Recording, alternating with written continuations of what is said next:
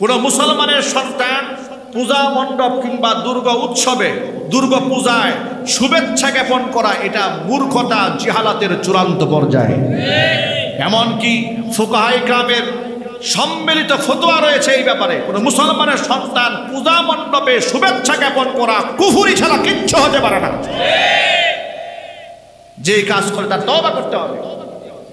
আমি অবাক হয়ে যাই, রাজনীতির স্বার্থে দেখি আমাদের দেশের মুসলিম রাজনীতিবিদরা হাদি সাহেব দুর্গা উৎসবের শুভেচ্ছা দেয় নাই, আলেম সাহেব মাথার মধ্যে টুপি দিয়া পূজায় গিয়া এরপরে ডাক ঢোল উপভোগ করা শুরু করে।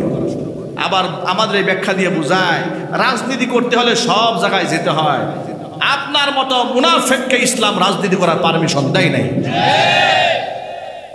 আপনি লেবাস পরিবর্তন করেন, আদর্শ পরিবর্তন করেন, একদিক থেকে মুখে বলবেন ইসলাম চান, আরেক দিক থেকে পূজায় গিয়ে হাজির হয়ে শুভেচ্ছা দেবেন।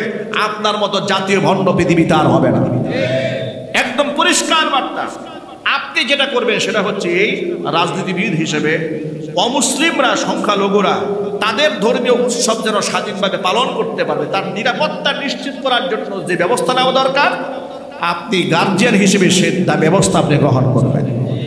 কিন্তু আপনি সেখানে গিয়ে আনন্দ উৎসব করবেন, পূজার মালা আপনি গলায় পরবেন, আপনি একটু নাচ উপভোগ করলেন, আপনি একটু পূজার সিন্নি খেলেন, প্রসাদ খেলেন, তো আপনার মধ্যে ওই গণেশের মধ্যে পার্থক্যটা কি? কথা বলতে হবে, ঠিক কিনা জোরে বলেন। কি আপনি জুব্বা পরেছেন এই জন্য আপনি মুসলমান হয়ে গেছেন? আপনি পাগড়ি পরেছেন তাই মুসলমান হয়েছেন? আপনার চাইতে বড় বড় জুব্বাওয়ালা আবুল আহাব, উতবা, সাইবা তারা ছিল। কথা ঠিক কিনা জোরে বলেন। সুতরাং জুব্বা পাগড়ি দিয়ে ফয়সালা হবে না, ঈমান আকীদা দিয়ে ফয়সালা হবে। আকীদার ব্যাপারে খুব স্ট্রেট থাকতে হবে। আমি আপনাদেরকে আবার বলছি, শারদীয় দুর্গা উৎসব শুরু হয়েছে। এখন দেখবেন বাংলাদেশে সমানে শুরু হয়ে গেছে শুভেচ্ছা দেওয়া, ফ্রি শুভেচ্ছা দেওয়া শুরু হয়েছে। ঠিক না? ঠিক একটু জোরে বলতে হবে, ঠিক কিনা বলেন। মুসলমান, আপনি কাকে শুভেচ্ছা দিচ্ছেন? শুভেচ্ছা শব্দের অর্থ বুঝেন? শুভেচ্ছা মানে হচ্ছে শুভ ইচ্ছা, ভালো ইচ্ছা, ওয়েলকাম। এর মানে আপনি এক আল্লাহকে বিশ্বাস করার পরে ওরা এক আল্লাহকে এক আল্লাহ হিসেবে বিশ্বাস না করে ৩৩ কোটি দেবতা মেনে রবের সাথে পৃথিবীর নিকৃষ্ট বিরুদ্ধাচরণ শিরিক করছে, আর আপনি এটাকে বলেন শুভ ইচ্ছা, মোস্ট ওয়েলকাম, আপনি ভালো করে চালায় যান কাম। এই আপনি মুসলমান, আল্লাহর কসম আপনি নিজের অজান্তেই মুনাফিকের কাতারে নাম লিখিয়ে ফেলেছেন। মহান আল্লাহ রব্বুল আলামিনের দরবারে আলিশানের লাখ কোটি শুকরিয়া আদায় করছি যে মহান মনিব আমাদেরকে জুলাই আগস্টের বিপ্লব সাধনের মধ্য দিয়ে একটি নতুন বাংলাদেশ বিনির্মাণ করার পরে স্বাধীনভাবে কোরআন সুন্নাহ কথা বলার জন্য মন প্রাণ উজাড় করে আল্লাহর কালাম থেকে তাফসীর করার একটি সুন্দর পরিবেশ তৈরি করে দিয়েছেন। এখন স্টেজে ওঠার আগে আমাদের কানে কানে কেউ বলে না দিনকাল ভালো নয়, একটু বুঝে শুনে ওয়াজ করেন। কথা ঠিক কিনা জোরে বলেন। এখন আমাদের স্টেজে ওঠার পরে কেউ স্লিপ দেয় না, হুজুর ওয়াজের লাইনটা একটু ঘুরায় দেয়। আল্লাহ তাআলা এই যে সুযোগ আমাদেরকে তৈরি করে দিয়েছেন, এই জন্য কি আপনারা রবের প্রতি খুশি না বেজার? কম না বেশি? হৃদয়ের সবটুকুন ভালোবাসা উজাড় করে শ্রদ্ধা জড়িত কণ্ঠে মহান আল্লাহ পাকের শেখানো ভাষায় শুকরিয়া আদায় করছি। জবান ছেড়ে দিয়ে সকলে একযোগে বলছি আলহামদুলিল্লাহ। রব্বানা লাকাল হামদ হামদান কাসীরা তাইয়িবান মুবারাকান ফীহি ইয়া রাব্বি লাকাল হামদু কামা ইয়ানবাগি লিজালালি ওয়াজহিকা ওয়া আযীমি সুলতানিকা। আল্লাহ তাআলা আজকের ওয়াজ মাহফিলকে কবুল করুন। উত্তর মৌচাক জান্নাতুল বানাত মাহমুদিয়া মহিলা মাদ্রাসাকে আল্লাহ তাআলা কিয়ামত পর্যন্ত কবুল করুন। মাদ্রাসার সমস্ত হাজাত আল্লাহ তাআলা তার গায়েবে খাজানা থেকে মিটিয়ে দিন। অক্লান্ত পরিশ্রম করে এই জান্নাতের বাগান যারা সাজিয়েছেন, দূরদারাজ থেকে শোনার জন্য যারা এসেছেন, আজকের মাহফিলের ওসিলা করে আল্লাহ তাআলা হেদায়েতে কামিলা নসিব করেন। অত্র এলাকার সমস্ত মুর্দেগানের কবরে আযাব আল্লাহ তাআলা কিয়ামত পর্যন্ত বন্ধ করে দিন। কাল হাসরের কঠিন ময়দানে আজকের এই আয়োজন আল্লাহ তাআলা আমাদের সকলের নাজাতের জরিয়া হিসেবে কবুল করেন। প্রিয় বন্ধুগণ, অপপ্রচার করে আল্লাহর দ্বীনকে পৃথিবী থেকে মিটানো সম্ভব নয়। বাংলাদেশের বর্তমান প্রেক্ষাপটে আমি আপনাদেরকে বোঝাতে চাই, 1971 সালে দেশ স্বাধীন হওয়ার পর থেকে পরিকল্পিতভাবে ইসলাম এবং মুসলমানদের সাথে রাষ্ট্রের স্বাধীনতার একটা কন্ট্রাডিকশন, দূরত্ব এবং বিরোধ তৈরি করার জন্য 52 বছর ইসলাম বিদ্বেষীরা এই দেশে চেষ্টা করেছে। কত ঠিক নেবে ঠিক? নাটক বানিয়েছে, সিনেমা বানিয়েছে, আর্টিকেল লিখেছে, সভা করেছে, সেমিনার করেছে, সিম্পোজিয়াম করেছে, টক শো করেছে, বুদ্ধিজীবীদেরকে বসিয়ে বসিয়ে চিবিয়ে চিবিয়ে দাড়ি টুপি, ইসলামী শিক্ষা ব্যবস্থা, তাহজিব তামাদ্দুন, কৃষ্টি কালচারের বিরুদ্ধে এত বেশি প্রপাগান্ডা চালিয়েছে যাতে করে ইসলাম থেকে মুখ ফিরিয়ে নিয়ে মানুষ জাহান্নামের পথে রওনা হয়। কিন্তু আলেম ওলামাদের প্রতি আল্লাহ পাক মানুষের অন্তর যে মহাব্বত ঢেলে দিয়েছেন, এত অপপ্রচার, এত মিডিয়া কভারেজ, 71 টিভি, 72 টিভি, 12 ভাতারি, কত টেলিভিশন, ঠিক নেবে ঠিক?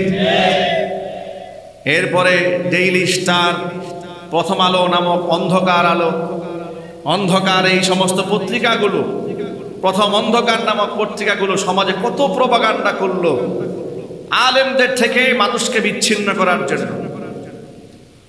কালের বিবর্তনে তারাই মানুষ থেকে বিচ্ছিন্ন হয়েছে, আলেমদের থেকে মানুষকে বিচ্ছিন্ন করা সম্ভব হয় না। কথা ঠিক কিনা জোরে বলে? কারণ তারা যে প্রপাগান্ডা চালাতো, তারা বুঝে নিত এদেশের মানুষ যে তারা যা বলে এদেশের আলেমরা সেই চরিত্রে চরিত্রবান নন। তারা বুঝাতে চেষ্টা করেছে ধার্মিক শ্রেণীর লোকেরা 1971 ধর্ষণ করেছে, শত শত মানুষ খুন করেছে। আমার প্রশ্ন হচ্ছে, হঠাৎ করে দেশ স্বাধীন হওয়ার পরে সেই ধর্ষক শ্রেণী এই জাতির সামনে আল্লাহর ওলিতে পরিণত হলেন, আর যারা সেদিন ধর্ষণের বিরুদ্ধে অবস্থান গ্রহণ করেছিলেন তথাকথিত সুশীলরা, তারা হঠাৎ করে জাতির মধ্যে নিকৃষ্ট ধর্ষকে পরিণত হলেন কেন? হঠাৎ করে পৃষ্ঠা উল্টে গেল কেন? এর মানে হচ্ছে গোটা জাতিকে সবসময় ভুল মেসেজ দিয়ে মানুষকে ইসলাম থেকে দূরে সরাবার চেষ্টা চালানো হয়েছে। জুলাই আগস্টের বিপ্লবে জাতি একটা জবাব দিয়েছে তাদের বিরুদ্ধে, চূড়ান্ত একটা জবাবে জাতি দেবে বাম এবং রামদের বিরুদ্ধে। সেই চূড়ান্ত জবাব হবে এদেশে ইসলাম কায়েমের মধ্য দিয়ে। এই যে আমরা আপনাদের সামনে ওয়াজ করি, নসিহত করি, মসজিদ মাদ্রাসায় ইসলাহি প্রোগ্রাম করি, এগুলা করে আমরা দেশের মানুষকে কতটুকুন ভালো করতে পেরেছি? আমরা মূল জায়গায় হাত দিতে পারিনি, শাখা প্রশাখায় আমরা খেদমত করেছি। আমরা সুদের বিরুদ্ধে ওয়াজ করি, রাষ্ট্রীয় ব্যবস্থাপনায় সুদ রন্ধ্রে রন্ধ্রে ঢুকে বসে আছে। আমরা ঘুষের বিরুদ্ধে ওয়াজ করি, সরকারি অধিকাংশ চেয়ার ঘুষের টাকায় কেনা বেচা হয় প্রতিনিয়ত। এ কথা সত্য না অসত্য? আমরা চোরের বিরুদ্ধে ওয়াজ করি, বড় বড় শিক্ষিত লোকেরা বড় বড় চোর, লক্ষ লক্ষ কোটি টাকা চুরি করে বিদেশ পাচার করে দিয়েছে। আমরা ধর্ষণের বিরুদ্ধে কথা বলি, মানববন্ধন করি, কিন্তু প্রকৃত ধর্ষকের শাস্তি না হওয়াতে ধর্ষকের সংখ্যা দিন দিন কমেছে না বেড়েছে? চোরের সংখ্যা কমেছে না বেড়েছে? ডাকাতের সংখ্যা কমেছে না বেড়েছে? প্রকাশ্য দিবালোকে পাথর দিয়ে মানুষ হত্যা করার দৃষ্টতা মানুষ পায় কি করে? কথা ঠিক কিনা জোরে বলে? প্রকাশ্য দিবালোকে ইট দিয়ে মাথা থেতলে দেওয়ার সাহস মানুষ পায় কি করে? পাম্পের মধ্যে সহকর্মীকে ঘুমন্ত অবস্থায় হাতুড়ি দিয়ে পিটিয়ে মানুষ হত্যা করার সাহস পায় কি করে? এর কারণ হচ্ছে এই, আমরা ভাষা ভাষায় ইসলামটাকে গ্রহণ করেছি, ইসলামের মৌলিকত্বকে আমরা ধারণ করতে পারিনি। যদি ইসলামটাকে মৌলিকভাবে আমরা ধারণ করতে পারতাম, আমাদের পীর সাহেব বলেছেন যে এই দেশটা সোনার দেশ আমরা দাবি করি, কিন্তু সোনা ফলে না, কিন্তু সোনার চাইতেও দামি আল্লাহর ওলিরা এদেশের মাটিতে শুয়ে আছেন। আল্লাহর ওলিরা শুয়ে আছেন, কিন্তু তাদের আদর্শ আমরা গ্রহণ করতে পারিনি। চোরেরা রাজত্ব করে বেড়াচ্ছে। আগামীর বাংলাদেশ চোর এবং বাটপারদের রাজত্ব হবে না, ইনসাফ কায়েম করার জন্য ইসলামপন্থীদের রাজত্ব কায়েম হবে ইনশাআল্লাহ।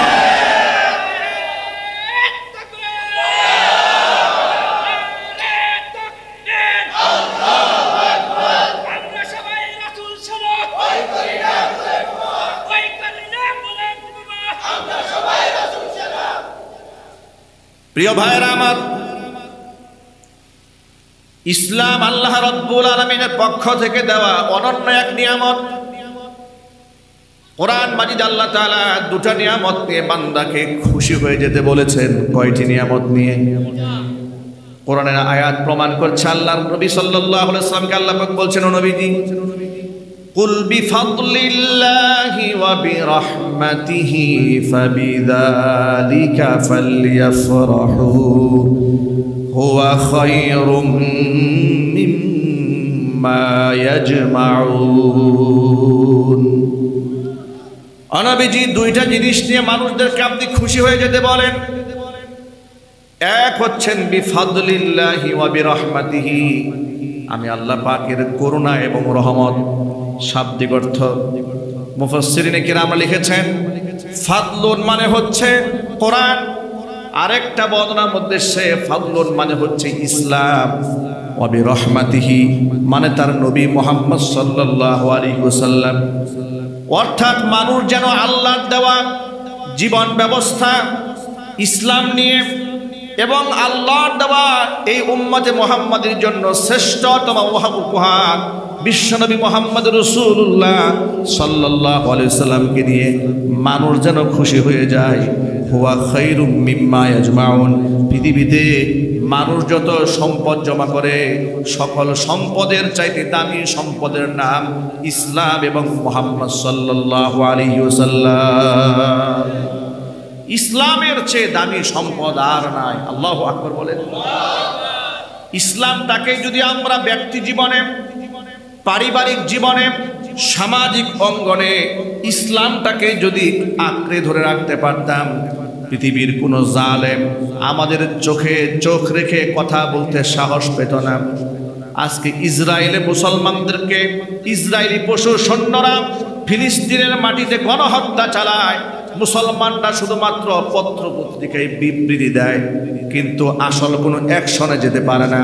সৌদি আরব শুধু দুঃখ প্রকাশ করে, কাতার শুধু দুঃখ প্রকাশ করে, তুরস্ক শুধু দুঃখ প্রকাশ করে, কিন্তু তাদের পাশে দাঁড়ানো তাদের দ্বারা সম্ভব হয় না। তার কারণ তারা দুনিয়া গ্রহণ করেছে, ইসলামটাকেই তারা ছেড়ে দিয়েছে।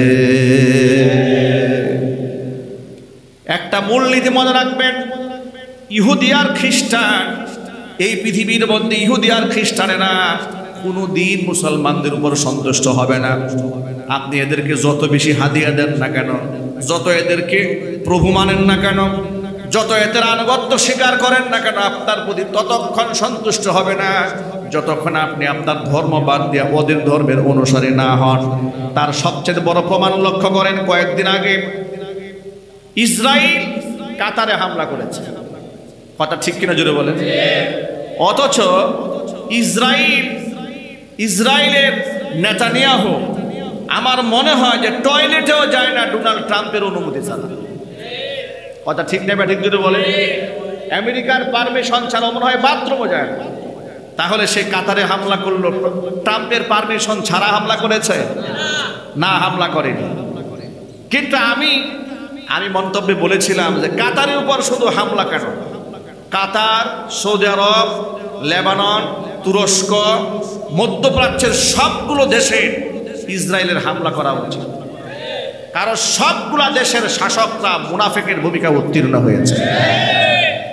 ফিলিস্তিনের মানুষ যখন কান্দে, ফিলিস্তিনের মুসলমানেরা, শিশুরা, নারীরা যখন নির্যাতিত হয়, নিগৃহীত হয়, নিষ্পেষিত হয়, ক্ষুধার্তভাবে জীবন্ত কঙ্কাল হয়ে বেঁচে রয়, জীবন্ত মমি হয়ে বেঁচে আছে তারা আজকে, ঠিক ওই মুহূর্তে দুবাই শাসকের মেয়ের বিবাহ হয় পশ্চিমা অঞ্চলের একজন গায়কের সাথে। শুধু কি তাই, কাতারে ডোনাল্ড ট্রাম্পকে দাওয়াত দিয়ে $400 বিলিয়ন বিমান উপহার দেওয়া হয় ট্রাম্পকে খুশি করার জন্য। কাফেরদেরকে পদলেহন করে মুসলমানরা নিজেদের সম্পদ তাদের পায়ের কাছে ঢেলে দিয়েছে। বিনিময়ে কি তারা আমেরিকার সাপোর্ট পেয়েছে? না, বিনিময়ে কিছু বোমা পেয়েছে। এটা কোরআনে কারিমের সে কথা বিশ্বাস করতে হবে। আল্লাহ পাক ১৫০০ বছর আগে কথা স্পষ্ট করে দিয়েছেন, ওয়ালান তারাদা আনকাল ইয়াহুদ ওয়ান নাসারা হাত্তা তাত্তাবিআ মিল্লাতাহুম। অনবিটি ইহুদি আর খ্রিস্টানেরা কশিন কালেও আপনার উপর সন্তুষ্ট হবে না যতক্ষণ না পর্যন্ত আপনি আপনার নিজের ধর্ম বাদ দিয়ে তাদের ধর্মের অনুসারী না হবে। এই কথাটা কার? একটু জোরে আওয়াজে বলেন। তাহলে আপনি ইহুদি আর খ্রিস্টানদের খুশি করতে পারবেন না নিজের ধর্ম বাদ দেওয়ার আগ পর্যন্ত। এখন আমি আপনাদেরকে জিজ্ঞেস করতে চাই, আমরা কি ইহুদি খ্রিস্টানদেরকে খুশি করতে চাই না আল্লাহকে খুশি করতে চাই? আরো জোরে বলুন, কাকে? আপনি হয়তো মনে মনে ভাববেন কাতারে আমেরিকার ঘাঁটি আছে, সৌদি আরবে ঘাঁটি আছে, এমনকি উপমহাদেশের সবচেয়ে বড় ঘাঁটি কাতারে আমেরিকার রয়েছে, সুতরাং তাদের কথা তো একটু মানতেই হয়। আমার প্রশ্ন হচ্ছে, আমেরিকার খ্রিস্টান আর ইহুদিদেরকে আপনার কলিজার মধ্যে জায়গা দিয়েছেন, এই পাপের প্রায়শ্চিত্ত তো আপনাকে ভোগ করতেই হবে। শুধুমাত্র ইসলামটাকে যদি এদেশের পৃথিবীর মুসলমানরা ধারণ করতে পারত, তাহলে জিল্লতির মালা এই পৃথিবীর মুসলিম উম্মাহকে গ্রহণ করতে হতো না। আজকে গোটা পৃথিবীর সব জায়গায় মুসলমানরা লাঞ্ছিত।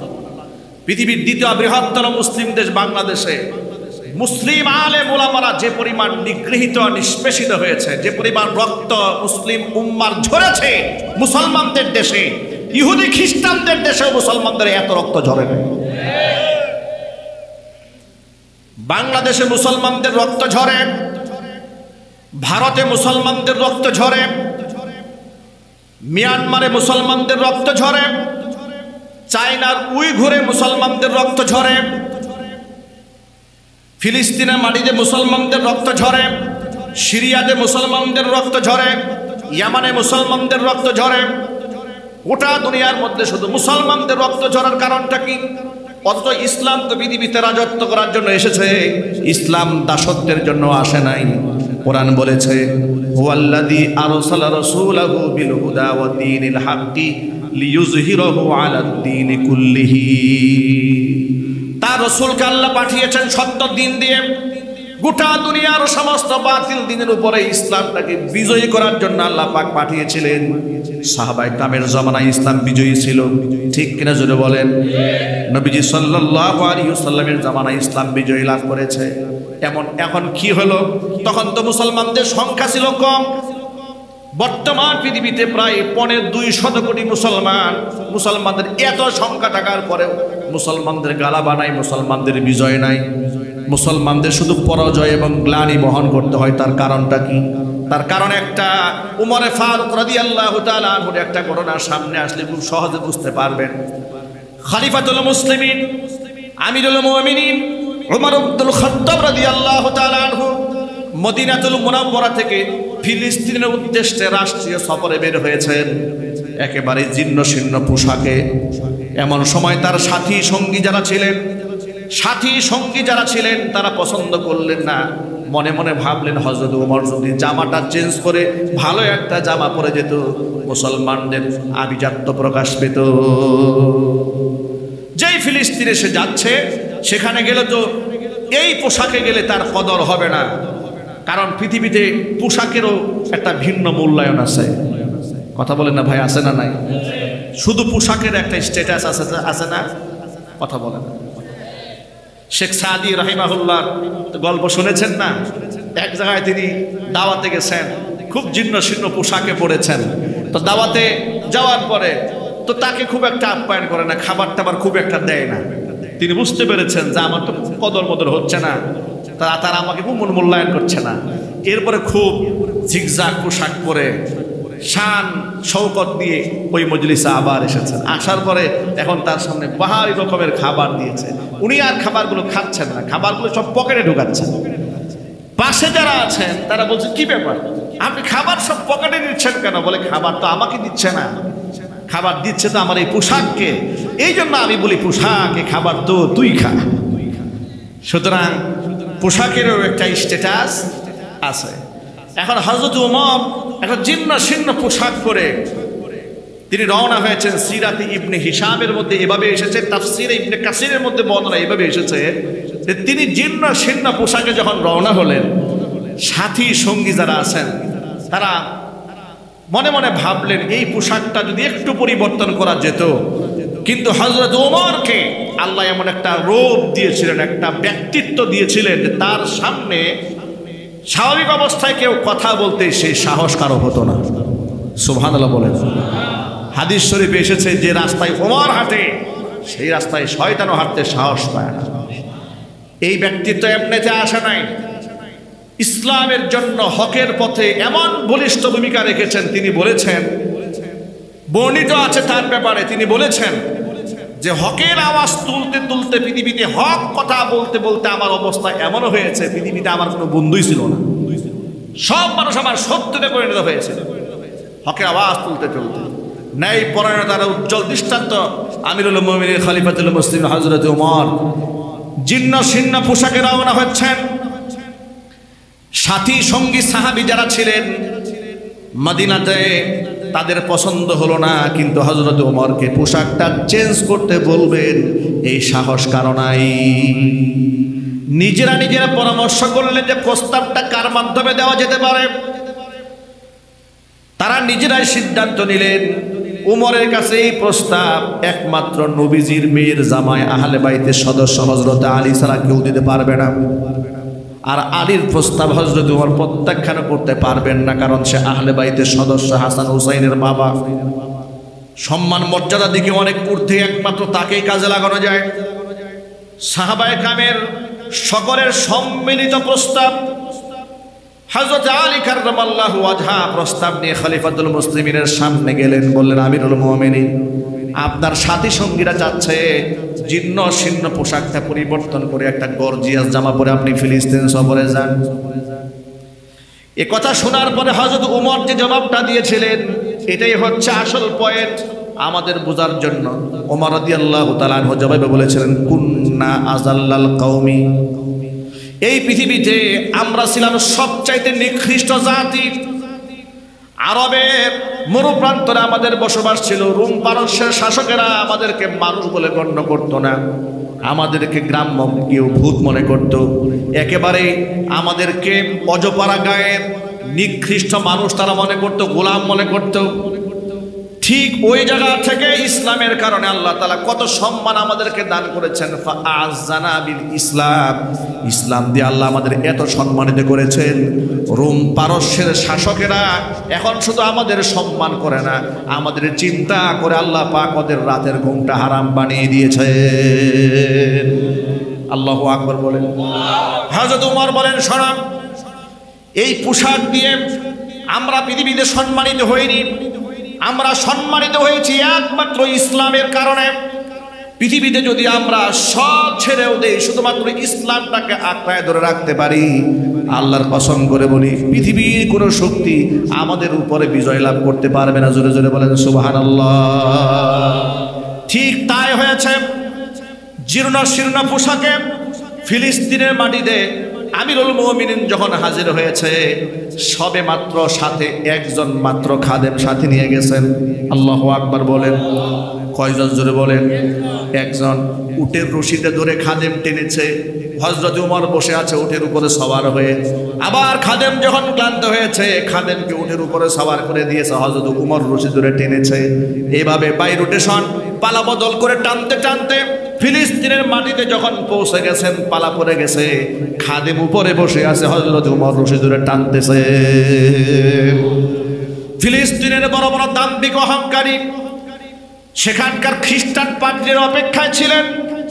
ওমর রাদিয়াল্লাহু তাআলা আনহু হযরত, যিনি আমিরুল মুমিনিন খলিফাতুল মুসলিমিন, তার সাথে তারা বৈঠক করবেন, আদাত করবেন, সন্ধি চুক্তি করবেন এক নজর দেখার জন্য।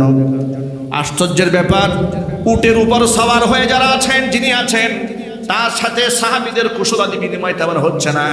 যিনি উটের রশি ধরে টেনে আসলেন, সবাই তাকে সালাম দিচ্ছে, মুসাফা করছে, হালচাল জিজ্ঞেস করছে মুসলমানেরা। খ্রিস্টান পাদ্রীরা মুসলিমদের জিজ্ঞেস করলো, আচ্ছা তোমাদের খলিফাকে? খলিফাকে যে রাখাল, যে খাদেম রশি টেনে আনলো, তাকে নিয়ে তোমরা সব ব্যস্ত হয়ে পড়েছ, কিন্তু যিনি বসে আছেন তার কোনো খোঁজখবর তোমরা নিলে না। বলে উটের রশি ধরে যিনি টেনে এসেছেন তিনি হচ্ছেন খলিফাতুল মুসলিমিন। একটু জোর আওয়াজে বলতে হবে সুবহানাল্লাহ। ইতিহাসের পাতায় সোনার অক্ষরে লিখিত আছে, এই দৃশ্যগুলো খ্রিস্টান পাদ্রী রেখার পরে স্পষ্ট ভাষায় বলেছিলেন, আমরা মুসলমানদের খলিফার সাথে চুক্তিবদ্ধ করতে চেয়েছিলাম এই দৃশ্য দেখার জন্য, কারণ ইতিহাসের পাতায় না, আমরা আমাদের কিতাব তাওরাত ইনজিলের মধ্যে আমরা পড়েছি শুধুমাত্র মুহাম্মদ সাল্লাল্লাহু আলাইহি ওয়াসাল্লামের আকার ইঙ্গিত সেখানে দেওয়া হয়েছে তা নয়, তার যে বিশিষ্ট চারজন খলিফা হবেন সেই চারজন খলিফার জীবনীও সেখানে লেখা আছে, সেখানে ইঙ্গিত দেওয়া আছে। যার হাতে ফিলিস্তিনের বিজয় হবে, মসজিদে আকসার চাবি যার হাতে দেওয়া হবে, সেই ব্যক্তি যখন এই ফিলিস্তিনের মাটিতে পা রাখবেন তার হাতে থাকবে উটের রশি। জোরে জোরে বলেন সুবহানাল্লাহ। ভাইরা আমার, আমি এই মেসেজ দিয়ে আপনাদেরকে শুধুমাত্র এই কথা বোঝাতে চেয়েছি, সাহাবায়ে কেরাম এই উপলব্ধি নিয়েছিলেন যে পৃথিবীর সব ছাড়তে পারে, শুধু ইসলামটাই ছাড়া যাবে না। আর আমরা যা করেছি যে আমাদেরকে ইউরোপ কি বলবে, আমেরিকা কি বলবে, আমি যদি এখন একটু কুট চাই না পড়ি, আমি যদি দাড়িটা না কামাই, আমি যদি মহিলার হাতে একটু হাত না মিলাই, আমেরিকা নারাজ হয়ে যাবে। কথা বলেন না, ঠিক কিনা জোরে বলেন। আমাদের দেশের কিছু রাজনীতিবিদরা মুসলমান হওয়ার পরেও কথা বলে ভারতের কাফেরদের দাদা বাবুদের সুরে। কথা ঠিক কিনা জোরে বলেন। এই যে কথায় কথা আলেমদেরকে মৌলবাদ বলে গালি দেয়, আছে না নাই? একটু জোরে বলতে হবে, আছে না? তারা কেন বলে জানেন? খুশি করতে চায় কাদেরকে? তারা মনে মনে ভাবে যদি ভারতে নরেন্দ্র মোদী আমাদের সাপোর্টে না আসে তো আমরা ক্ষমতার স্বাদ নিতে পারবো না। ক্ষমতার চেয়ারে যেতে হলে একটু দাদা বাবুদের খুশি করতে হবে, পশ্চিমাদেরকে একটু খুশি করতে হবে। আমি ওই সমস্ত ভাইদেরকে বলি, প্রিয় ভাইরা, এই কথা বাদ দেন না, একটু আফগানিস্তানের মাটির দিকে তাকান। আফগানের মাটির দিকে তাকিয়ে দেখুন বাতিলের চোখে চোখ রেখে কিভাবে বিজয় ছিনিয়ে আনতে হয়।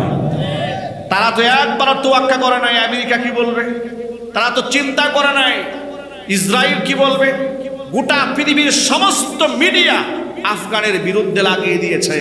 এতে কি হয়েছে? আফগান 3 বছরে 300 বছর এগিয়ে গেছে। একটু চিৎকার দিয়ে বলতে হবে সুবহানাল্লাহ। সুতরাং আমি আমার ভাইদেরকে এই কথাটাই বুঝাতে চাই, ভারত কি বলবে, আমাকে পশ্চিমারা কি বলবে, ওই চিন্তা মাথায় না রেখে আমাকে মনে রাখতে হবে আমার আল্লাহ কি বলবেন। এই মূলনীতি নিয়ে যদি আমরা সামনের দিনগুলো কাটাতে পারি, ইনশাআল্লাহ এই দেশটাকে আল্লাহ দারুল আমান বানাবেন, দারুল সালাম বানাবেন, একটি শান্তির দেশ, শান্তির সুবাতাস আল্লাহ পাক এই মাটিতে বয়ে দিতে পারেন। সেই ক্ষমতা আল্লাহর আছে না নাই? এটা যদি বলতে পারছে না নাই? আর সেজন্য আমাদেরকে কোরআনে কারীমের পথে আসতে হবে। আল্লাহর কোরআন দিয়ে দেশ, সমাজ, রাষ্ট্রকে পরিচালনা করার সব কিছু। এক ভাই দেখলাম কয়েকদিন আগে বলছেন নিজের দলের কর্মীদেরকে, দেখুন মোল্লাদের কথায় কান দিবেন না, কারণ মোল্লারা কোরআন দিয়ে দেশ চালাতে চায়। তো এই দেশে খ্রিস্টানরা বসবাস করে, হিন্দুরা বসবাস করে, কোরআন যদি সংবিধান হয়ে যায় তো কোরআনের আইন অনুযায়ী নামাজ পড়তে হবে 5 ওয়াক্ত, তো হিন্দুরা তখন করবে এটা কি? দেখছেন কি বুঝা বুঝছে আল্লাহ কোরআন শরীফে, কত বুঝা বুঝেছে। বলছে মোল্লাদের কথায় কান দিয়ে না, বিপদ হয়ে যাবে, হিন্দুরা বিপদে পড়বে, খ্রিস্টানরা বিপদে পড়বে, কারণ কোরআন তো বলছে বেপর্দা মহিলা রাস্তায় বের হতে পারবে না। এই যে হিন্দুরা যে আছে ওরা কষ্ট করবে কি? মাথা নষ্ট হয়ে গেছে, বুদ্ধিজীবীর মাথা নষ্ট হয়ে গেছে। পাগল এই কথা বুঝে নাই। আল্লাহ রাব্বুল আলামিন এই কোরআন শরীফে শুধুমাত্র মুসলমানদের অধিকার নিয়ে কথা বলেননি, বিশ্ব মানবতার মুক্তির জন্য আল্লাহ রাব্বুল আলামিন এই কোরআন মাজিদে যত প্রকারের তত্ত্ব উপাত্ত দরকার, আহকামাত দরকার, বিধিবিধান দরকার, এক কথায় কোরআন মাজিদের মধ্যে আল্লাহ পাক সৃষ্টি কুলের সর্বশ্রেষ্ঠ সমাধান দান করেছেন। জোরে বলেন সুবহানাল্লাহ। আমি আপনাদের কাছে ছোট্ট একটা প্রশ্ন করে জবাব দিবেন, কোরআনে কি জুলুম আছে? বেইনসাফ আছে? পার্সিয়ালিটি আছে? স্বজনপ্রীতি আছে? আজকে বাংলাদেশে স্বজনপ্রীতি নাই, একটু জোরে বলতে হবে। ঘুষ বাণিজ্য নাই। অনেকে মনে করে যে জুলাই আগস্টে দেশ স্বাধীন হয়ে গেছে, দেশে সব জুলুম বন্ধ হয়ে গেছে। কি জুলুম বন্ধ হয়েছে? চাঁদাবাজ বিদায় হয়েছে, সন্ত্রাস বিদায় হয়েছে, টেন্ডারবাজি আছে না নাই, দেশ থেকে টাকা পাচার বন্ধ হয়েছে, বন্ধ হয় না, দুর্নীতি বন্ধ হয়েছে, বন্ধ হয় না। কারণ হচ্ছে যে সরিষা দিয়ে আপনি ভূত তাড়াবেন, সরিষার মধ্যে ভূত ঢুকছে। যে বেড়া দিয়েছেন ছাগলে যেন ক্ষেত না খায়, বেড়ায় ক্ষেত খাওয়া শুরু করেছে। যে আইন শৃঙ্খলা রক্ষাকারী বাহিনী থেকে আপনি আইন সুশৃঙ্খল রাখবেন, সে আইন শৃঙ্খলা রক্ষাকারী বাহিনী প্রকাশ্যে বেআইনি কর্মকাণ্ড শুরু করে দিয়েছে। কথা ঠিক না ব্যাটিক জুড়ে বলে? এই জন্য গোটা রাষ্ট্রে একটা আমূল পরিবর্তন সাধন হওয়া দরকার। সংবিধান পরিবর্তনের কথা বললে কিছু লোকেরা খুব কষ্ট পান, যে না এটা পরিবর্তন করা যাবে না। তাদের ভাবসাব দেখে মনে হয় ওই সংবিধানটা জিবরাইল নিয়ে আসছে, যেটা ওহি পরিবর্তন করা যাবে না। কিন্তু আবার নিজেরাই কিন্তু সময় মতো পরিবর্তন করে। কথা বলেন ঠিক কিনা যদি বলেন? শুধু সংবিধান না, সুবিধা মতো আইনও পরিবর্তন করেন। কাদের মোল্লাকে ফাঁসি দিতে গিয়ে এদেশে আর নতুন করে আইন সংশোধন করা হয় নাই। এর মানে যদি তারা কাউরে মারতে চায় আইন পরিবর্তন করবে, কিন্তু তাকে মেরে ছাড়বে। যদি ক্ষমতাকে মস্তকে কুক্ষিগত রাখতে মনে চায়, প্রয়োজনে সংবিধানকে পরিবর্তন করে সারা জীবন ক্ষমতার মস্তক ধরে রাখার চেষ্টা করবে। নিজেদের স্বার্থে সংবিধান পরিবর্তন করলে গুনাহ হয় না, কিন্তু আল্লাহর কোরআন দিয়ে সংবিধান বানাতে কথা বললেই গুনাহ হয়ে যায়। এর দ্বারা খুব স্পষ্ট প্রমাণ হয় ওদের অ্যালার্জি সংবিধানে নয়, ওদের অ্যালার্জি আল্লাহর কোরআনে। ঠিক কিনা জোরে বলেন? ওরা আমাদেরকে প্রায় সময় বলে যে কোরআনের রাজ কায়েম হয়ে গেলে তো বিশাল বিপদ আছে। কি বিপদ? যা আল্লাহ বলেছে হত্যার বদলে হত্যা, আল্লাহ বলেছে চুরি করলে হাত কেটে দেওয়া হবে, কত মানুষের হাত কাটা যাবে, জেনা ব্যভিচার করলে মাটি পর্যন্ত বুক পর্যন্ত দাবিয়ে দিয়ে বুক পর্যন্ত মাটির নিচে গেড়ে পাথর মেরে হত্যা করা হবে, কি নৃশংস কাজগুলো হবে, এত মানবতা বিরোধী কাজ হবে। এই জন্য কোরআনের আইন বাস্তবায়ন করা যাবে না। আমি আমার সকল ভাইদেরকে বলি যে কোরআনে কারিমের আইন বাস্তবায়ন হলে আপনাদের তো ভয় হওয়ার কথা নয়। কোরআনে কারিমের শাসন ব্যবস্থাকে ভয় করবে চোর এবং ডাকাতেরা, ভয় করবে লম্পট এবং বদমাশেরা, যারা নাইট ক্লাবে যায়। আপনি যদি তার ভয় পান, এর দ্বারা আপনার চরিত্র জাতির সামনে পরিষ্কার হয়ে যায়। চোরের রাস্তা খুলতে চান না, এই জাতি চোরের রাস্তা বন্ধ করে দিতে চায়। ইনশাল্লাহ বলবেন না? যদি বলেন ইনশাল্লাহ। আচ্ছা, এই জাতি যে ইসলাম পন্থীদেরকে সামনে চাচ্ছে, এটাকে আপনারা বুঝতে পারতেছেন? বুঝেন নাই মনে হয়? ডাকসু নির্বাচন হয়ে গেল, জাকসু নির্বাচন হয়ে গেল, যেখানে যাচ্ছে সেখানে ইসলাম পন্থী। আমি বলবো না যে ঢাকা বিশ্ববিদ্যালয়ে খেলাফত কায়েম হয়ে গেছে, আবার অপপ্রচার চালাবেন না। কিছু কিছু লোকেরা বলে যে ইসলামপন্থী বলেন, তারা তো মহিলাদের সাথে সেলফি তুলে পাশাপাশি গিয়ে বসে, তারা শরীয়ত কোথায় মানলো? আর আপনি 100% শরীয়ত আপনি তার মধ্যে চান, আপনার নিজের মধ্যে শতভাগ শরীয়ত আছে। কথা বলেন ঠিক কিনা জোরে বলেন? আপনি শতভাগ শরীয়ত হঠাৎ করে তার মধ্যে চান কি করে? আপনি তো এতটুকু নিয়ে সান্ত্বনা নেওয়া উচিত যে বিশ্ববিদ্যালয়ে নামাজের কথা বললে জঙ্গি ট্যাগ দেওয়া হতো, যে বিশ্ববিদ্যালয়ে দাড়ি রাখলে জঙ্গি ট্যাগ দেওয়া হতো, যে বিশ্ববিদ্যালয়ের টাকনুর নিচে কাপড় পরলে গুপ্ত সংগঠন করে বলে দাবি করে গোয়েন্দা লাগিয়ে নির্যাতন করা হতো, বুরকা পরলে অপমান করা হতো, বেইজ্জত করা হতো, প্রকাশ্যে গাঁজা সেবন করা হয়, মদের আসর বসে, বাধা দেওয়া হয় নাই, কিন্তু হিজাব পরেছে, নেকাব পরেছে, এই জন্য তার উপর জুলুম করা হয়েছে। যে বিশ্ববিদ্যালয়ে সেখানে হিজাব নেকাবের বিজয় হয়েছে, ইসলাম পন্থীদের বিজয় হয়েছে, এটাও কি মুসলমানদের জন্য আনন্দের বিষয় হতে পারে না? এটা যদি বলতে হবে পারে না? এটা তো মাত্র সূচনা, এটা ইসলামের প্রাইমারি লেভেলের বিজয় হয়েছে। চূড়ান্ত বিজয় তো সেদিন হবে যেদিন জাতীয় সংসদ ভবনে আল্লাহ পাকের কোরআনের আইন দিয়ে গোটা দেশ পরিচালিত হবে।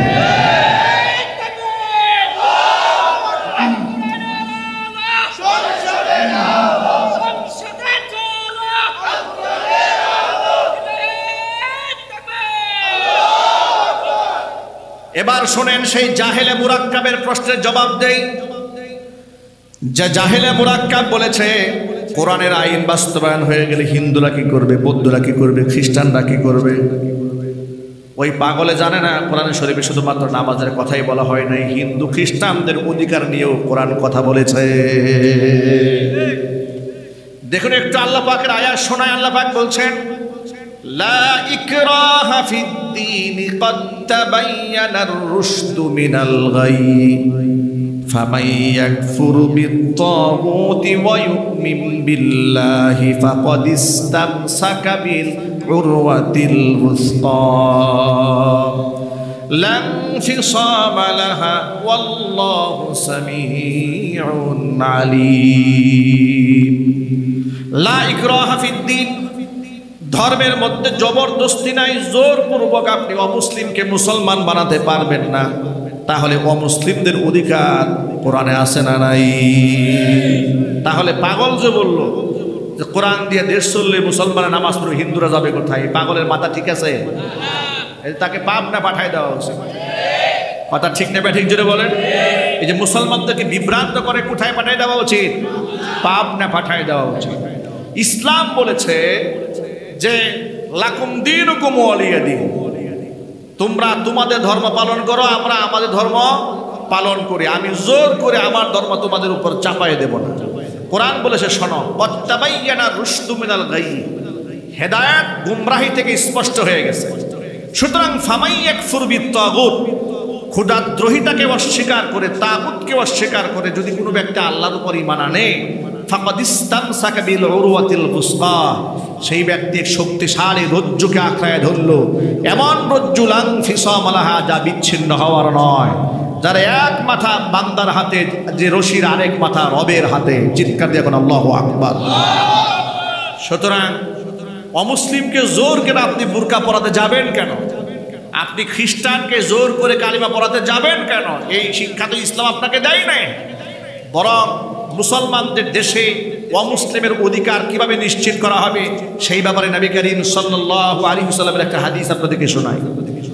আল্লাহর নবী সাল্লাল্লাহু আলাইহি ওয়াসাল্লাম বলেছেন, মান ক্বাতালা মুআহাদান লাম ইয়ারিহি রাইহাতাল জান্নাতি ইয়াওমাল কিয়ামা ওয়া ইন্না রিহাহা লাতুজাদু মিন মাসিরাতি 40 আমা আও কামা ক্বালা আলাইহিস সালাতু ওয়াস সালাম। মুসলমানদের দেশে বসবাস করে অমুসলিমকে বিনা অপরাধে কোনো মুসলমানও যদি হত্যা করে, ওই মুসলমান কিয়ামতের দিন আল্লাহর জান্নাতে যাবে দূরের কথা, জান্নাতের খুশবু পর্যন্ত ওই মুসলমান নাকে পাবে না। অমুসলিমকে হত্যা করলে কোনো মুসলমানে ওই মুসলমান জান্নাতে যাবে না। তাহলে একটু আপনারা একটু আন্দাজ করে কথা বলেন, অমুসলিমের অধিকারের কথা হাদিসে আছে না নাই? কোরআনে আছে না নাই? এবার অমুসলিমের সম্মানের ব্যাপারে একটা কথা বলি। আনাস ইবনে মালিক রাদিয়াল্লাহু তাআলা আনহু বলছেন, আমরা বসে আছি হুজুরের সাথে, এমন সময় একটা লাশ আমাদের সামনে দিয়ে যাচ্ছে, ইহুদির লাশ। মুহাম্মদ সাল্লাল্লাহু আলাইহি ওয়াসাল্লাম লাশ দেখে দাঁড়িয়ে গেলেন। দাঁড়িয়ে যাওয়ার পরে আমরা জিজ্ঞেস করে বললাম, ইয়া রাসূলুল্লাহ, এটা একটা ইহুদির লাশ। আপনি লাশ দেখে দাঁড়ালেন, ইহুদির লাশ দেখে সম্মান দিলেন। রাসূল বলেন, আলাইসা হুয়া বিনাফসি, এটা কি মানুষ নয়? সুবহানাল্লাহ। সে ইহুদি হতে পারে, সে কি মানুষ নয়? আমি মানুষ হিসেবে তাকে সম্মান দিয়েছি। এটার নাম ইসলাম। এটার নাম কি?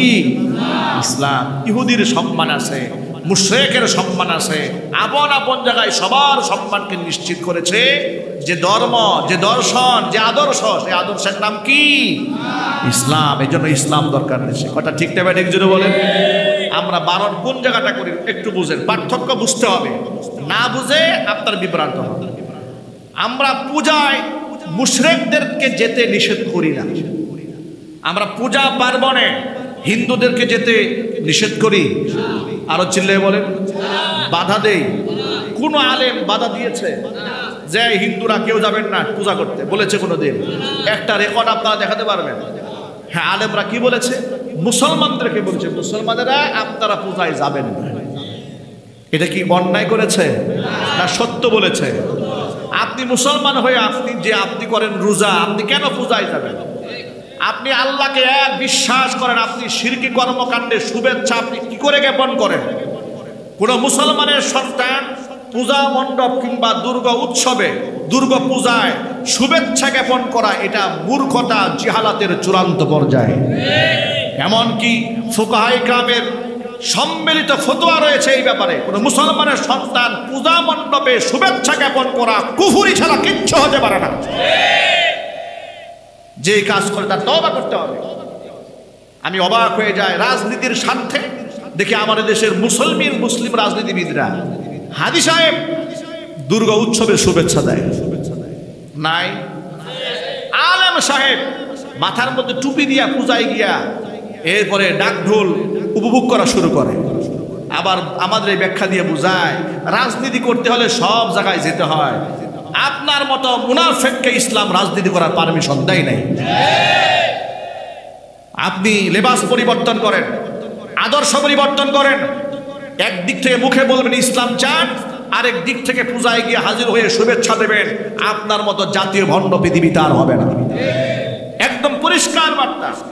আপনি যেটা করবেন সেটা হচ্ছে এই রাজনীতিবিদ হিসেবে অমুসলিমরা, সংখ্যালঘুরা তাদের ধর্মীয় উৎসব যেন স্বাধীনভাবে পালন করতে পারবে তার নিরাপত্তা নিশ্চিত করার জন্য যে ব্যবস্থা নেওয়া দরকার আপনি গার্জিয়ান হিসেবে সে ব্যবস্থা আপনি গ্রহণ করবেন। কিন্তু আপনি সেখানে গিয়ে আনন্দ উৎসব করবেন, পূজার মালা আপনি গলায় পরবেন, আপনি একটু নাচ উপভোগ করলেন, আপনি একটু পূজার সিন্নি খেলেন, প্রসাদ খেলেন, তো আপনার মধ্যে ওই গণেশের মধ্যে পার্থক্যটা কি? কথা বলতে হবে, ঠিক কিনা জোরে বলেন। কি আপনি জুব্বা পরেছেন এই জন্য আপনি মুসলমান হয়ে গেছেন? আপনি পাগড়ি পরেছেন তাই মুসলমান হয়েছেন? আপনার চাইতে বড় বড় জুব্বাওয়ালা আবুল আহাব, উতবা, সাইবা তারা ছিল। কথা ঠিক কিনা জোরে বলেন। সুতরাং জুব্বা পাগড়ি দিয়ে ফয়সালা হবে না, ঈমান আকীদা দিয়ে ফয়সালা হবে। আকীদার ব্যাপারে খুব স্ট্রেট থাকতে হবে। আমি আপনাদেরকে আবার বলছি, শারদীয় দুর্গা উৎসব শুরু হয়েছে। এখন দেখবেন বাংলাদেশে সমানে শুরু হয়ে গেছে শুভেচ্ছা দেওয়া, ফ্রি শুভেচ্ছা দেওয়া শুরু হয়েছে। ঠিক না? ঠিক একটু জোরে বলতে হবে, ঠিক কিনা বলেন। মুসলমান, আপনি কাকে শুভেচ্ছা দিচ্ছেন? শুভেচ্ছা শব্দের অর্থ বুঝেন? শুভেচ্ছা মানে হচ্ছে শুভ ইচ্ছা, ভালো ইচ্ছা, ওয়েলকাম। এর মানে আপনি এক আল্লাহকে বিশ্বাস করার পরে ওরা এক আল্লাহকে এক আল্লাহ হিসেবে বিশ্বাস না করে ৩৩ কোটি দেবতা মেনে রবের সাথে পৃথিবীর নিকৃষ্ট বিরুদ্ধাচরণ শিরিক করছে, আর আপনি এটাকে বলেন শুভ ইচ্ছা, মোস্ট ওয়েলকাম, আপনি ভালো করে চালায় যান কাম। এই আপনি মুসলমান, আল্লাহ কাসাম, আপনি নিজের অজান্তেই মুনাফিকের কাতারে নাম লিখিয়ে ফেলেছেন। আল্লাহ পাক যেন এই জিহালাত থেকে আমাদের বের হয়ে আসার তৌফিক দান করেন। জোরে কান আমিন। প্রিয় ভাইয়েরা আমার, কষ্ট হচ্ছে আপনাদের? ছোট্ট কয়েকটা কথা বলবে, বয়ান সেই দিকে নিয়ে যাবে ইনশাআল্লাহ। প্রিয় বন্ধুগণ আমার, তাহলে অমুসলিমদের অধিকারের কথা কোরআনে আছে না নাই? জোরে বলেন। জোর করে আপনি ইসলাম অন্যের উপর চাপিয়ে দিতে পারবেন না, তবে মুসলমানদের উপর ইসলামের বিধান অবশ্যই চাপিয়ে দিতে হবে। বাংলাদেশের জনৈক রাজনীতিবিদকে প্রশ্ন করা হয়েছে, আপনারা ক্ষমতায় গেলে আপনারা কি নারীদের উপর বোরকা বাধ্যতামূলক করবেন না? তিনি বললেন না, আমরা বোরকা বাধ্যতামূলক করব না। এটা তিনি ভুল বলেছেন। তার বলা উচিত ছিল যে অবশ্য আমরা ইসলাম যদি আমরা কায়েম করতে পারি, অন্তপক্ষে মুসলিম নারীদের জন্য বোরকা আমরা বাধ্যতামূলক করবই করব। এটা হচ্ছে সঠিক অ্যানসার, যে মুসলিম মেয়েদের জন্য বোরকাকে আমরা বাধ্যতামূলক করব, কিন্তু অমুসলিমদের জন্য আমরা বাধ্যতামূলক করব না। আমরা তাদেরকে তাদের ধর্ম পালনের স্বাধীনতা দেব। কথা ঠিক কিনা বলেন? অতি মানবিক হতে যাবেন না, বেশি সুশীলগিরি করতে যাবেন না। ইসলাম যে সুশীলগিরি শিখিয়েছে, ইসলাম যে ব্যালেন্স করেছে, ইনসাফ শিখিয়েছে, ইসলামের উপরে বেশি ইনসাফ যে দেখাতে যাবে, সে তার নিজের উপর জুলুম করবে, গোটা মানব সম্পদের উপর জুলুম করবে। ইসলাম আপনি মানতে হবে। এটা আপনার বাপ দাদার দাবি নয় যে আপনি যা খুশি তাই করবেন, একটু মানলেন একটু ছেড়ে দিলেন, কোনো সুযোগ নাই। যেই ব্যক্তি একবার পড়ে নিয়েছে লা ইলাহা ইল্লাল্লাহু মুহাম্মাদুর রাসূলুল্লাহ সাল্লাল্লাহু আলাইহি ওয়াসাল্লাম, তাকে পরিপূর্ণ ইসলামে দাখিল হতে হবে। এটা আমার ওয়ার্ডার নয়, এটা আল্লাহর ওয়ার্ডার।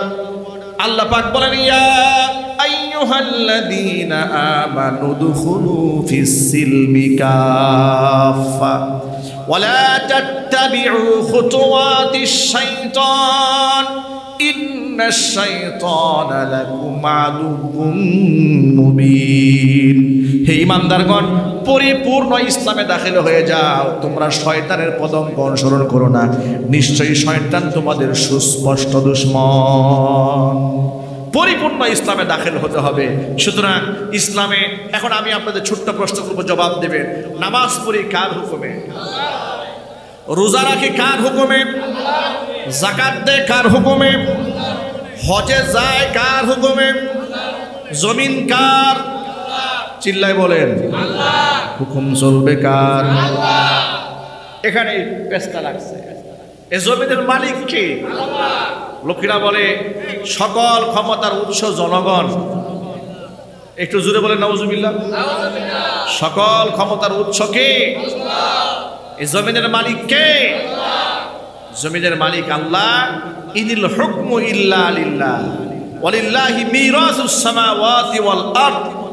আসমান এবং জমিনের একচ্ছত্র মালিকানা কার? জমিন কার? বিধানও চলবে আল্লাহ। বাস দাবি এতটুকু, আল্লাহর জমিনে আল্লাহর বিধান চলবে। আল্লাহ পাক যেন কার্যকর করার তৌফিক দান করেন। দেখুন আমাদের বাংলাদেশে বর্তমান সমাজে সবচেয়ে বড় সমস্যা হচ্ছে কারাপশন, দুর্নীতি, ঠিক কিনা? রিশওয়াত, ঘুষ, রিবা, সুদ, এটা বাংলাদেশের জন্য একটা মহামারী ধারণ করেছে। এত মহামারী যা আপনি একটা চিকিৎসা নেবেন, আপনি ন্যায্য অধিকার আপনার চিকিৎসা সেবা পাওয়া, আপনি ঘুষ ছাড়া ভালো একটা সরকারি হসপিটালে ভালো একটা বেড পাবেন না, ভালো একটা বিছানা পাবেন না, ভালো একটা চাদর পাবেন না। কথা ঠিক নেবে ঠিক জোরে বলেন। আপনাকে রিশওয়াত দিতে হবে। জমি খরিদ করেছেন, সাব রেজিস্ট্রি অফিসে গিয়েছেন, ঘুষ ছাড়া আপনি রেজিস্ট্রি করতে পারবেন না। স্যারকে কিছু না দিলে আপনার ভালো জমিন খারাপ হয়ে যাবে, ঠিক কিনা? জমিন খরিদ করা হয়েছে, এবার আপনি খাজনা খারিজ করতে গিয়েছেন, সেখানে বিরাট পেশ। 3 মাসের জায়গায় 6 মাস হয়েছে, কাগজ দিচ্ছে না আপনাকে।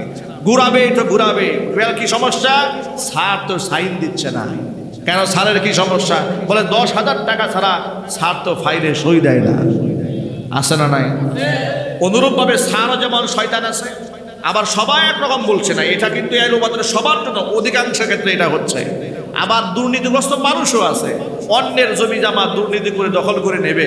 এই জন্য রেজিস্ট্রি অফিসার স্যারকে আগেই বলে দিচ্ছে, রেজিস্ট্রারকে, স্যার আপনি কোনো টেনশন নিন না, এই আকাম কুকাম যা করার করছে, আপনার জন্য এই 50 লাখ আপনার ভাগে আছে, আপনি তো সই দিয়ে চলে যাবেন, 2 বছর পর ট্রান্সফার হয়ে যাবেন, আপনার টেনশন কিসের? যাবো তো আমরা বুঝবো। স্যার চিন্তা করে 14 গোষ্ঠীর কামায়, সারা জীবন পরে চাকরি করলে তো এই টাকা পাইতাম, ঠিক কিনা? এবার স্যার মোটা অঙ্কের ঘুষ নিয়ে এবার স্যার এলাকায় গিয়ে মসজিদে দান করে, মাদ্রাসায় দান করে, ওয়াজ মাহফিলে দান করে। এলাকার লোকেরা বলে আমাদের অফিসার বিরাট দানশীল, অনেক বড় দানবীর। কি আছে না নাই? চিৎকার দিয়ে বলতে হবে, আছে না নাই? একজন সরকারি অফিসার, যে ব্যক্তি বেতন পায় 40 থেকে 50,000 টাকা, বর্তমান জমানায় একজন সিএনজি চালকের মাসিক ইনকাম আছে 30 থেকে 40,000 টাকা, ঠিক কিনা? হঠাৎ করে 2 বছর যেতে না যেতেই 5 তলা গাড়ি বাড়ি সব শুরু হয়ে গেছে, সব জিব্রাইল দিয়ে যাচ্ছে। কথা বলে না কেন? সব জিব্রাইল দিচ্ছে। আর সরকারি জামাই পাওয়ার জন্য এদেশের কিছু মেয়েরা গার্জিয়ান তো পাগল হয়ে থাকে, সরকারি চাকরিজীবী সোনার হরিণ, এতে পেটে ছাদে মাল থাক আর না থাক, বুড়ি যত লম্বা হোক না কেন অসুবিধা নাই, ঠিক কিনা যদি বলুন? এবার লাল চান কিংবা কালা চান যাই হোক না কেন, নামাজ হোক আর বেনামাজ হোক, দেখার দরকার নাই। আমার মেয়ের জন্য একটা সোনার টুকরা জামাই পেয়েছি, বিরাট জামাই। বেতন কত? বেতন খুব একটা নাই, সরকারি চাকরি তো 22,000 টাকা, কিন্তু উপরি আছে অনেক। কথা বলে না কেন? বিরাট উপরি আছে, অনেক উপরি আছে। এত উপরি আছে যে উনি বেতন পাই 22,000 টাকা, 50,000 টাকার ফ্ল্যাটেই থাকে। বাস্তবতা এই সমাজে আছে না নাই? এই কারাপশন, এই দুর্নীতি আপনি কেমনে বন্ধ করবেন? এগুলা বন্ধ করতে হলে খেলাফত প্রতিষ্ঠা করতে হবে।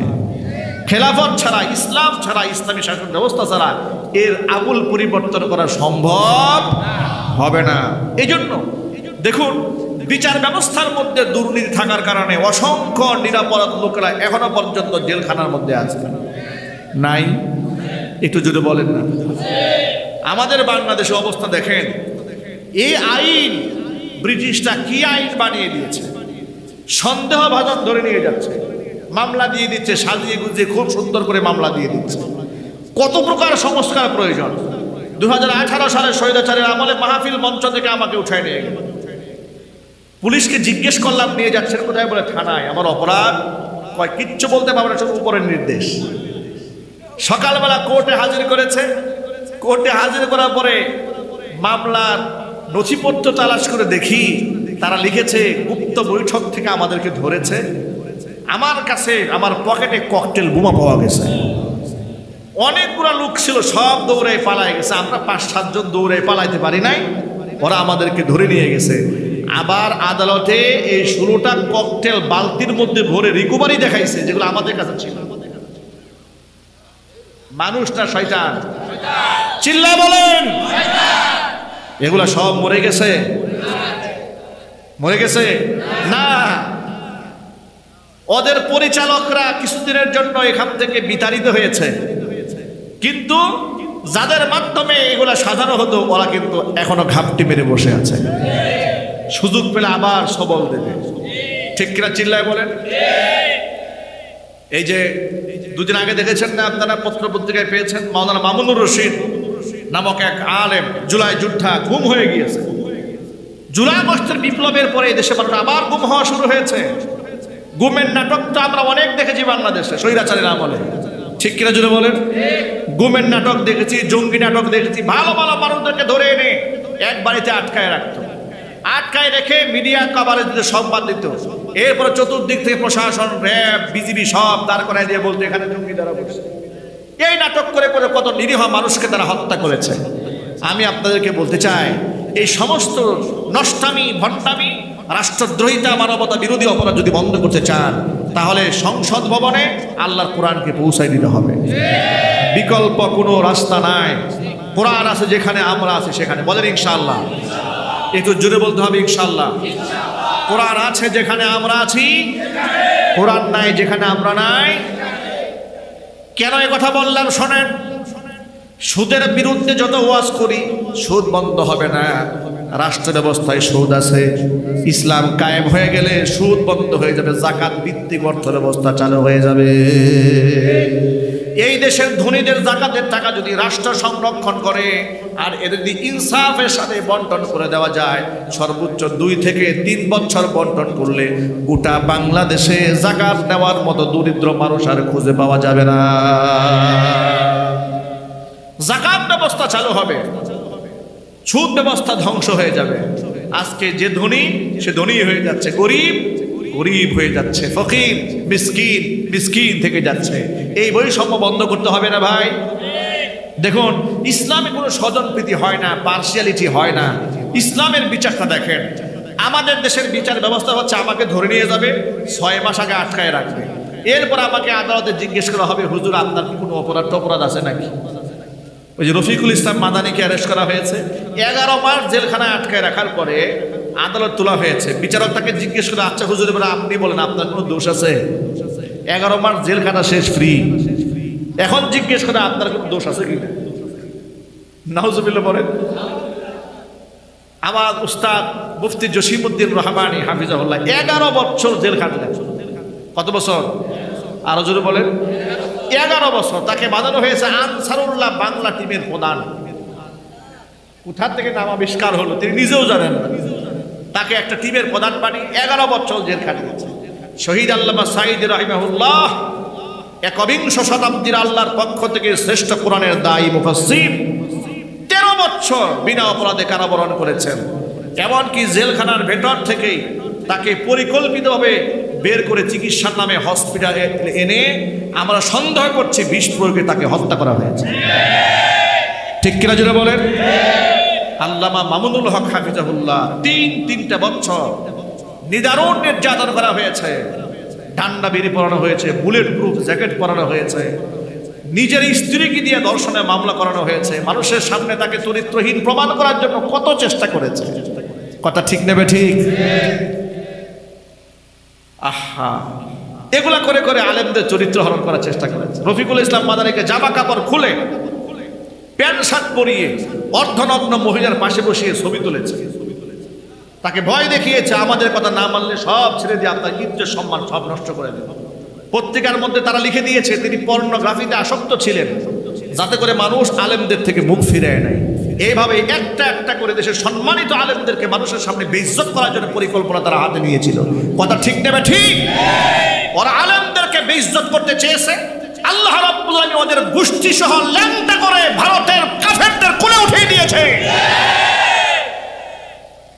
আলেমদের সাথে খেলতে আসবেন না, আলেমদের সাথে বেয়াদবি করবেন না, কোরআনের পাখিদের সাথে বেয়াদবি করবেন না, নাফরমানি করবেন না।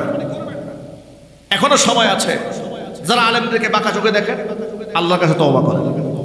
আলেমদেরকে যে মোহাব্বত করে তার আল্লাহ পাক তার সম্মান বাড়ায় দেন। ঠিক কিনা যদি বলেন? আলেমদেরকে মোহাব্বত করেন, আলেমদেরকে সম্মান করেন।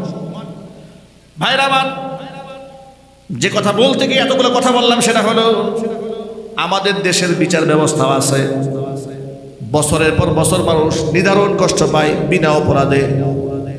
জামিন হবে হবে হবে হবে করতে করতে বছরের পর বছর পার হয়ে যায়, কিন্তু ইসলাম এমন জীবন ব্যবস্থা দেয় নাই। সুবহানাল্লাহ। ইসলামের বিচারটা বড় স্বচ্ছ বিচার, যে তোমার কাছে বিচার এলো, সাক্ষী প্রমাণ গ্রহণ করো, লং টাইম সময় নেওয়ার কোনো সুযোগ নাই। বিচার করো, ফয়সালা দিয়ে দাও, রায় দিয়ে দাও। অপরাধী হলে শাস্তি দিয়ে দাও, অপরাধী যদি না হয় বেকসুর খালাস করে দাও। নবী করিম সাল্লাল্লাহু আলাইহি ওয়াসাল্লামের কাছে নালিশ করা হলো কুরাইশি এক মহিলার ব্যাপারে। তিনি চুরি করেছেন, সাক্ষী প্রমাণ সব মিলে নবীজি সাল্লাল্লাহু আলাইহি ওয়াসাল্লাম মহিলার হাত কেটে দেওয়ার বিধান দিলেন। কারণ হাত কাটার বিধানটা কে দিয়েছেন? কোরআন বলেছে ওয়াস-সারিকু ওয়াস-সারিকাতু ফাকতাউ আইদিয়াহুমা জাযাআম বিমা কাসাবা নাকালাম মিনাল্লাহ। চোর নারী হোক আর পুরুষ হোক, প্রমাণ পাওয়া গেলে হাত কেটে দেওয়া আল্লাহর বিধান, দুনিয়াতে দিতেই হবে এটা। তো নবীজি সাল্লাল্লাহু আলাইহি সাল্লাম কুরাইশি সেই চোর মহিলার হাত কাটার ফয়সালা দিয়ে দিলেন। এখন এলাকার মানুষের মধ্যে গুঞ্জন শুরু হয়ে গেল। তারা বলতে শুরু করে দিলেন, একদিক থেকে সে মহিলা মানুষ, দ্বিতীয় নাম্বার কুরাইশি সম্ভ্রান্ত নারী, হাতটা না কেটে যদি নাকে কানে চুলকানি দিয়া, কপালে চুলকানি দিয়া যদি একটু ঘুরে আনা যায়, মানে শাস্তিটা একটু লঘু করা যায় কিনা। একদিক থেকে মহিলা মানুষদেরকে সিনফিরি দেখানো যায় কিনা। কি এরকম অবস্থা এই দেশে আছে না নাই? আমাদের দেশেও কি একই অবস্থা? আমাদের দেশে নারী নির্যাতনের আইন আছে, কিন্তু পুরুষ নির্যাতনের আইন নাই। এটাও কিন্তু বড় জুলুম করা হয়েছে। কথা ঠিক নেবে? ঠিক। শুধুমাত্র নারীরাই যে নির্যাতিত হচ্ছে তা নয়, অসংখ্য পুরুষরাও নারী কর্তৃক নির্যাতিত হচ্ছে। শুধুমাত্র স্ত্রীরা স্বামী কর্তৃক নির্যাতিত হচ্ছে না, অনেক স্ত্রী কর্তৃক স্বামীরা নির্যাতিত হচ্ছে। এই জন্য ইনসাফ দরকার। ঠিক কিনা জুড়ে বলেন? নবী করিম সাল্লাল্লাহু আলাইহি ওয়াসাল্লাম বলে দিলেন, শোনো, মহিলার হাত কেটে দাও।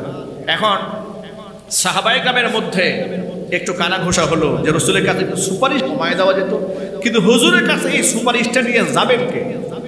কেউ যেতে সাহস পাচ্ছে না, কেউ যাবে না। আবু বকর বলে, আমার দ্বারা সম্ভব নয়। ওমর বলছেন, এটা তো আমার দ্বারা প্রশ্ন আসে না, হুজুরের কাছে গিয়ে কথা বলতে আমি সাহস পাই না। উসমান, তুমি যাও। বলে না, আলী তুমি যাও, প্রশ্ন আসে না, আমি যেতে পারবো না। তাহলে কে যাবে? কে যাবে? হ্যাঁ, একজনকে খুঁজে পাওয়া গেছে। নাম কি? তার নাম হচ্ছে নবী করিম সাল্লাল্লাহু আলাইহি ওয়াসাল্লামের নিজের কলিজার টুকরা, নিজের পালক ছেলে যায়েদ বিন হারেসা রাদিয়াল্লাহু তাআলা আনহু। ছোট্ট একটা ছেলে আছে, তার নাম হচ্ছে উসামা ইবনে যায়েদ। উসামা ইবনে যায়েদ রাদিয়াল্লাহু তাআলা আনহুমাকে নবীজি সাল্লাল্লাহু আলাইহি ওয়াসাল্লাম এত ভালোবাসতেন, তার উপাধি হয়েছিল হিব্বু রাসূলিল্লাহি সাল্লাল্লাহু আলাইহি ওয়াসাল্লাম, মানে নবীজির ভালোবাসার পাত্র। জোরে বলেন আল্লাহু আকবার। সব সাহাবীরা হুজুরের দুর্বল জায়গাটা বুঝে ফেলেছেন, যে এইরকম একটা মাসুম উসামা ইবনে যায়েদ, রাসূলের কলিজার টুকরা, তিনি যদি একটা সুপারিশ করে বসেন, দাবি করে বসেন, ওই দাবিকে আর রাসূল প্রত্যাখ্যান করতে পারবেন নাকি? নিশ্চয়ই তার দাবি মানবেন। সবাই মিলে উসামা ইবনে যায়েদকে ধরেছে যে তুমি গিয়ে রাসূলের কাছে গিয়ে বলো, মহিলা মানুষ, কুরাইশি বংশী, একটু শাস্তি কমায় দেওয়া হবে। নবীজির কাছে উসামা ইবনে যায়েদ প্রস্তাব নিয়ে গেলেন। আল্লাহর নবী রাগে গুসায় অগ্নি শর্মা হয়ে গেলেন। এত রাগ হলেন আল্লাহর নবী, এত কষ্ট পেলেন। হুজুর তখন উপস্থিত সাহাবীদেরকে বললেন, সাহাবীরা, তোমাদের পূর্ববর্তী লোকেরা কিন্তু এই কারণেই ধ্বংস হয়েছে। তারা সমাজের প্রভাবশালী ব্যক্তির জন্য একরকম আইন করতো, আর দুর্বল মানুষের জন্য আরেক রকম আইন করতো। এই জন্য আল্লাহ পাক তাদেরকে ধ্বংস করে দিয়েছেন। তোমরা কান খুলে শুনে রেখো, আজকে এই কুরাইশি মহিলার জায়গায় আমি মুহাম্মদ সাল্লাল্লাহু আলাইহি ওয়াসাল্লামের মেয়ে ফাতেমাও যদি চুরি করতো আর ধরা পড়তো, প্রমাণ পাওয়া যেত, আল্লাহর কসম করে বলছি আমি মুহাম্মদ সাল্লাল্লাহু আলাইহি ওয়াসাল্লাম নিজের হাতে ফাতেমার হাতটা কেটে দিতাম।